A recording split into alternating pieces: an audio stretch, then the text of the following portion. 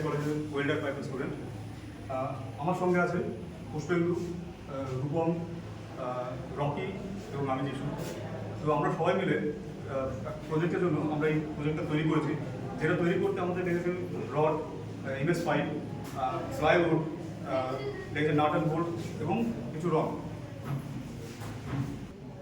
প্রথমে আমরা এটা মার্কিং করেছি, তারপর এটাকে আমরা কাটিং করেছি। কাটিং করার পর সঠিকভাবে আমরা এটা ওয়েল্ডিং করেছি। ওয়েল্ডিং করে এবার এটাকে আমরা একটা স্টোরেজের শেপে এটাকে তৈরি করেছি এবং এটা আমরা আমাদের কলেজের প্রজেক্টের জন্য আমরা এটা প্রেজেন্টেশন করতে চাই। এই কাজটা করে প্রথমত আমি অনেক কিছু শিখতে পেরেছি, সঙ্গে আমার টিমমেট ছিল, এদের সঙ্গে আমি অনেক কিছু শিখতে পেরেছি। এটাতে আমরা কী করে ওয়েল্ডিং করতে হয় সেটা শিখেছি এবং কী করে একটা গ্রুপ মেম্বার সঙ্গে সেটাকে কন্টিনিউ করতে হয় সেটাও শিখেছি। এবং এটার মধ্যে আমরা একটা নতুন বন্ধুত্বের একটা পরিচয় গড়ে তুলতে পেরেছি।